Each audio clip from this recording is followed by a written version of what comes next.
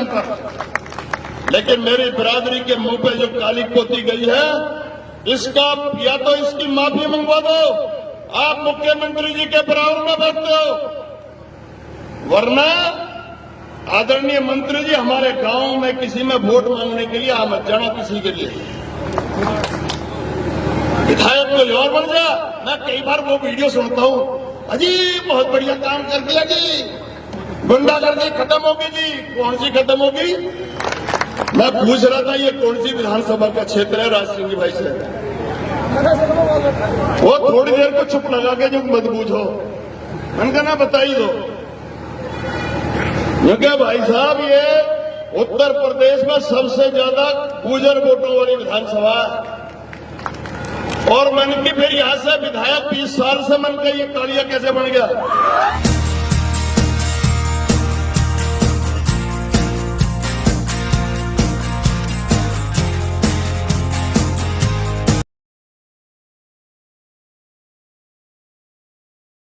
Bharatiya Janata party में हूं, आदरणीय मंत्री जी भाजपा में है, और अब तो माशाअल्लाह हमारे राजा साहब की भी घर वापसी हो गई है, वापिस आ गए भाजपा में। मनोज जी भी हमारी पार्टी में ही है, राज सिंह वाजरा साहब भी। तो मैं एक बात पूछना चाह रहा हूं, क्योंकि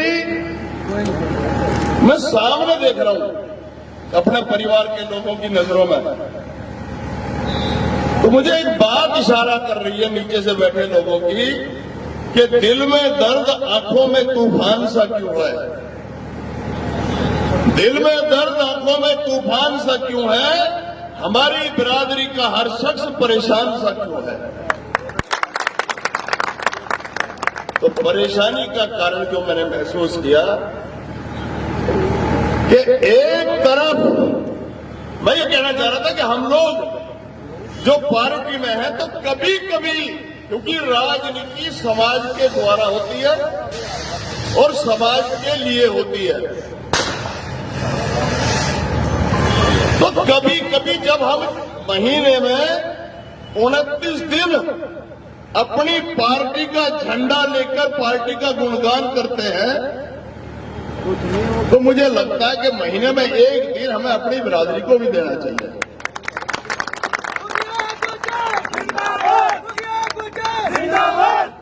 चलो महीने में ना तो साल भर में तो दे लेना चाहिए अपनी बिरादरी को एक दिन।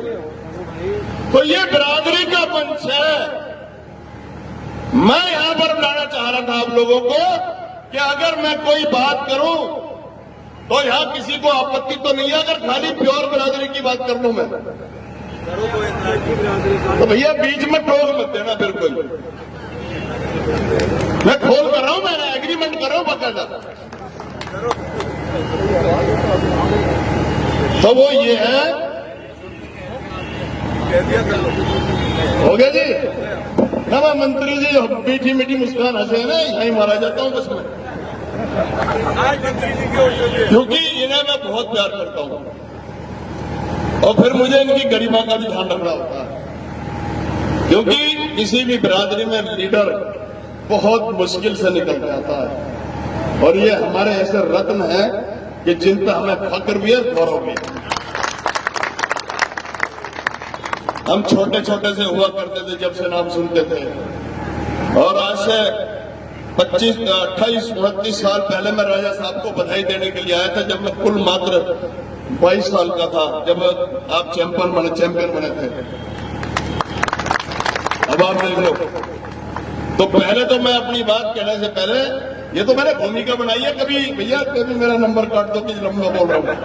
इतना कह दिया, मेरी एक कर्म भूमि है, मैंने अपने जीवन के संघर्ष की गाथा यहीं से स्टार्ट की थी, जो आपका देहरादून से पहले ये मोहन पड़ता है। वन गुजरों की लड़ाई से मैंने 1992 में स्टार्ट किया था, हम छोटे छोटे लड़के हुआ करते थे, तो इसलिए ये मेरी कर्म भूमि है, इसको मैं नमन करता हूं, इसे कभी नहीं भूल सकता।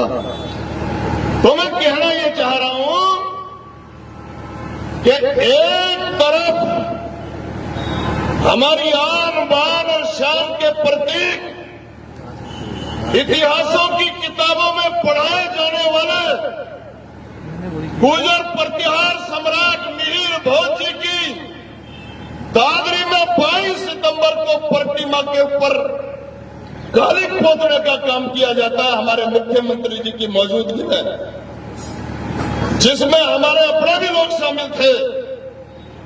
और दूसरी तरफ उसके थोड़े दिन बाद ही हमारी बिरादरी को एक तोहफा मिलता है। विधान परिषद, हमारे नेता और हमारे बड़े भाई चौधरी वीरेंद्र सिंह जी को एमएलसी बनाने का काम हुआ। तो मैं ये पूछना चाह रहा हूं कि इसमें मैं खुशी मनाऊं या इस बिरादरी के मायूस चेहरे पर मुस्कान लाने की कोई जुगत पैदा करूं। बहुत खुशी की बात है, आपको एमएलसी बनाया, हम बहुत प्रसन्न हैं। और वो इसीलिए बनाया गया कि हम सड़कों पर चिंगाड़ रहे थे। तो मैं कहना ये चाह रहा हूं कि ये बिरादरी तो सड़कों पर निकले, जिससे कि तुम्हारी ताजपोशी जितने भी भाजपा में हो, ये तभी ये भाजपा को समझने की जरूरत है। मंत्री जी, अभी आप लेट आए हो, मैं 14 साल से हूं। इस भाजपा को अगर समझना है तो मेरी तरह 14 वर्ष हो लिए। मैं तो इसे समझ गया। ये अगर भाजपा से कुछ निकाल सकते हो तो गिरवार में हाथ डाल के तो निकाल सकते हो, हाथ जोड़ने से, चापलूसी से, चाटुकारी से कुछ नहीं मिलने वाला। ये गौरव अभी बोल कर गया, मेरे बारे में थोड़ा कम बोला। इसने मुझे चुनाव लड़ाया जिला पंचायत का वहां। ये भाजपा के बारे में मैं बताना चाह रहा हूं, अपनी पार्टी के बारे में। मेरठ में जो मैंने किया वो बता रहा हूं, झूठ नहीं बोलता हूं। एक तो ध्यान रख लेना, मेरे नाम का ऑन रिकॉर्ड पूरी दुनिया में दूसरा आदमी नहीं है। ऑन रिकॉर्ड कही है मैंने, मुखिया गुज्जर। इसलिए जो बोलूंगा झूठ नहीं बोला जाता मुझ पर। और वहां जिला पंचायत अध्यक्ष का चुनाव हुआ, हम चुनाव जीत के आए हस्तिनापुर से। भाजपा के 10 सदस्य थे, 34 टोटल थे, हमें चाहिए थे 18 जीतने के लिए। जब तक नाम डिक्लेयर नहीं हुआ, हमारी पार्टी के सारे मेंबर मेरे साथ घूम रहे थे। 10 मैंने सोचा 8 बाहर से ले लूंगा। जिस दिन नाम डिक्लेयर हुआ, इसी पार्टी के सांसद, इसी पार्टी के विधायक 10 में से 7 मेंबरों को लेकर के गायब हो गए और बचे 3। 16 तारीख को पर्चा भरना था, 15 तारीख को नाम डिक्लेयर हुआ, 22 की वोट पड़नी थी। अब बताओ, मुखिया गुजर अगर पीछे हट जाएगा तो इस बिरादरी की सड़क पे आवाज उठाएगा कौन? मुझसे ये दबाव बनाया गया मेरी पार्टी की तरफ से। मैं अभी अपना राज सिंह महाराज जी से कह रहा था, मैंने कहा भाई हमारी पार्टी के लोग ऐसे ऐसे शब्द बोल रहे हैं, मन की सारे कई दिन तक तो डिक्शनरी में भी नहीं मिलते कि ये शब्द का मतलब क्या है। तो मैंने कहा, मुझसे ये कहा गया कि भाई अब तो मेंबर रहे नहीं, इसलिए आप बैक कर जाओ। मुझे लड़ाया इसने, गौरव ने, इसलिए उसका नाम लिया मैंने। जब मैंने ये बात कही थी, मैंने कहा मेरी पार्टी वालों, मैं उस बिरादरी से संबंध रखता हूं जिसकी बिरादरी में 836 से लेकर 885 ईस्वी तक 50 वर्षों तक जिसने अखंड भारत में शासन किया हो, मैं उस प्रतिहार मिहिर भोज का बेटा हूं। मुखिया गुजर बैक नहीं होगा तो फिर कैसे जीतोगे? मन की वही तो युक्ति में बहुत बढ़िया जानू। मैंने उसी दिन 200 लड़कों की फौज तैयार करी और जहां जहां ये तुम्हारे मेंबर जहां जहां छुपा रखे थे हमारी पार्टी वालों ने, सबके घरों पे जा जाकर उन्हें ठोका और वहां से वोट उठा उठा करके लाया और 2 वोटों से जीता।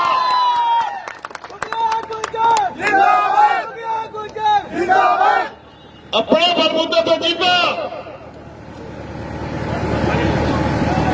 अब हम सड़कों पर हैं, तुम्हारे घर में विधान परिषद आ गया, हमें छूट दे दो मंत्री जी, तो हम कम से कम 15-20 विधायक जरूर बना लेंगे इस बिरादरी के।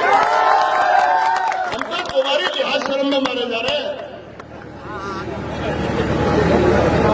तुम्हारी जितनी मैं गाली दूंगा अपनी पार्टी वालों को, आप लोगों की, मनोज को भी बढ़िया सीट से टिकट मिल जाएगा। फिर राजा साहब का तो खैर अपना सिक्का चलता है।